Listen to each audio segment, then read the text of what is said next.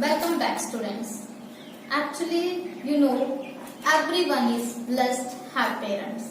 We are allowed to them, and you might observe in your homes that your parents they love you differently.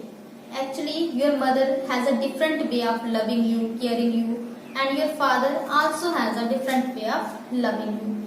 Actually, today parents are very much concerned about everything regarding their children. They are very much concerned about the dreams of their children, regarding the development of their personality. So, today we are going to read the story An Excellent Father from class 10th by Jane Austen. Actually, an excellent father means an admirable father, एक बहुत अच्छे पापा. So, ये story है, इसमें जो है mainly जो ये स्टोरी पूरी रिवॉल्व होती है कैरेक्टर्स के अराउंड. तो इसमें जो मेन कैरेक्टर हैं, सबसे पहले है हमारे पास मिस्टर बेनेट. मिस्टर बेनेट जो है एक बहुत ही अच्छे पर्सन है, नाइस पर्सनैलिटी है उनकी, और वो अपनी वाइफ मिसेस बेनेट और अपनी 3 डॉटर्स के साथ रहते हैं. और ये एक ऐसे पर्सन है जिनको लाइफ में जितनी भी चीजें हैं उनको एंजॉय करने में काफी इंटरेस्ट रहता है. उसके बाद नेक्स्ट जो हमारे पास सेकंड कैरेक्टर आता है वो है मिसेस बेनेट. ये एक तरह से आप बोल सकते हो she is just like a selfish women. इनको क्या है, सिर्फ लाइफ में इनका एक ही मोटिव है, ये चाहती हैं कि इनकी जो बेटियां हैं उनकी शादी जो है वो किसी अच्छे रिच पर्सन के साथ हो जाए. नेक्स्ट जो हमारे पास कैरेक्टर है 3 डॉटर्स हैं. मिस्टर एंड मिसेस बेनेट की 3 डॉटर्स हैं, लीजी, किटी एंड एलिजाबेथ. तो नेक्स्ट जो है फिर आते हैं हमारे पास मिस्टर बिंगले, जो कि एक बहुत ही रिच पर्सन है, एक हैंडसम पर्सनालिटी का पर्सन है. और ये क्या करते हैं, ये मिस्टर एंड मिसेस बेनेट के नेबरहुड में एक बिल्डिंग है, नेदरफील्ड पार्क बिल्डिंग, उसको ये रेंट पे ले लेते हैं और वहां पे रहने के लिए आ जाते हैं. नेक्स्ट जो कैरेक्टर है वो है मिसेस लॉन्ग, जो एक लेडी है जिसके पास सारी एरिया की न्यूज गॉसिप होता है.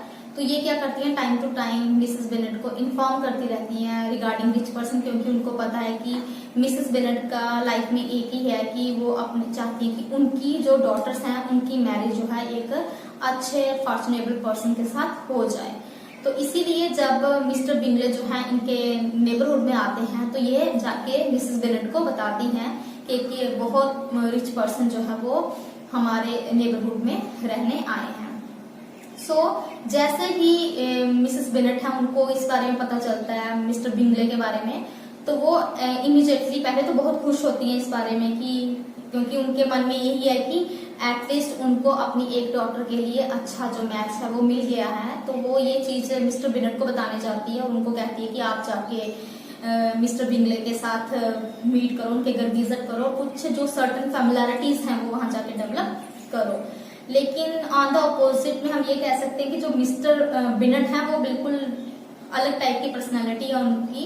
वो उनको नहीं है कि ये सब चीजें करके वो अपनी किसी बेटी की शादी उनसे करवाएं.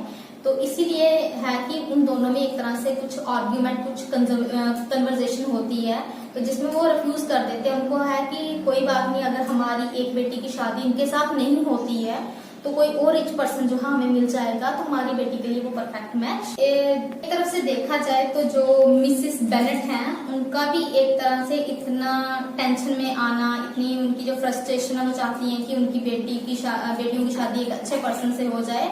उसका मेन रीजन ये है कि जब भी ये स्टोरी जब 19th सेंचुरी में लिखी गई थी तब की ये स्टोरी है, तो उस टाइम पे हमारी सोसाइटी में कुछ ऐसा कस्टम कह लो या ऐसी प्रैक्टिस कह लो, ये था कि जितनी भी पेरेंट्स की प्रॉपर्टी होती थी वो क्या था, वो जो मेल पर्सन होता, जैसे अगर फैमिली में पेरेंट्स कोई सन है तो उसको बिलोंग करती थी. तो अब इनका तो कोई सन नहीं था, इनकी 3 डॉटर्स थी, तो इनकी प्रॉपर्टी ऑब्वियसली थी कि वो इनकी डॉटर्स को ना जाके किसी उनके क्लोज पर्सन को जानी थी. इसीलिए जो है वो काफी टेंशन में रहती है कि एटलीस्ट क्योंकि उनकी प्रॉपर्टी में से उनकी डॉटर्स को कुछ नहीं मिलेगा, तो इसलिए वो चाहती थी कि एक परफेक्ट मैच जो है एक अच्छा रिच पर्सन उनको मिल जाए तो वो अपनी बेटियों की शादी उनसे करवा दे.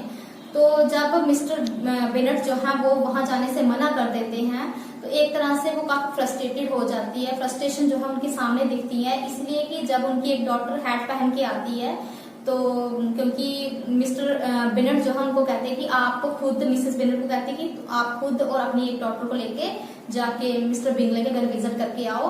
तो जब लिजी जो है वो हैट पहन के आती है और दिखाती है, तो इस पे फ्रस्ट्रेशन उनके सामने दिखते हुए कहती है कि इसका कोई यूज नहीं है क्योंकि हम किसी के घर में भी विजिट करने नहीं जा रहे हैं। तो सडनली कहीं से जब उनको ये पता चलता है कि मिस्टर बेनेट जो है वो ऑलरेडी मिस्टर बिंगले के घर से होके आए हैं, तो ये बात सुनकर मिसेस बेनेट जो है वो काफी खुश हो जाती हैं।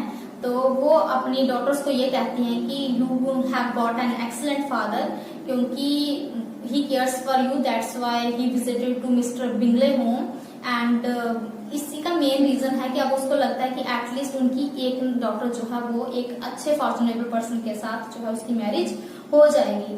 So this is how the story ends. जो मेन थीम है इस स्टोरी का वो ये है, आप ये कह सकते हो कि मैरिज ये जो है वेरी करती है person to person, culture to culture. यहाँ आपने देखा होगा कि पूरी स्टोरी जो है, जितनी भी चीजें हैं, जो भी सर्कमस्टांसेस है, वो सारे मैरिज को रिलेटेड जो है घूम रहे हैं और मैरिज की बात हो रही है। मिस्टर एंड मिसेस बेनेट की डॉटर्स हैं, उनकी मैरिज की बात चल रही है। तो यहाँ से लास्ट में जैसे आपको पता है कि मिसेस बेनेट कितनी देर मतलब खुद से कोशिश करती है कि मिस्टर बेनेट वहां जाके वो सारी बातें करे, लेकिन उनके कहने से पहले ही मिस्टर बेनेट जो हैं वो वहां पे विजिट करके आए होते हैं मिस्टर बिंगले के घर से। तो यहाँ से ये शो होता है, it is shown that how mother loves her daughter differently than a father does, कि एक फादर और मदर के लव का जो डिफरेंशिएशन है वो यहाँ से दिखता है कि जो मदर है वो बार बार एक्सप्रेस करती है, लेकिन फादर जो है वो बिना एक्सप्रेस करके ही वो सारे काम करते हैं, जहाँ से पता चलता है कि वो अपनी डॉटर से बहुत लव करते हैं।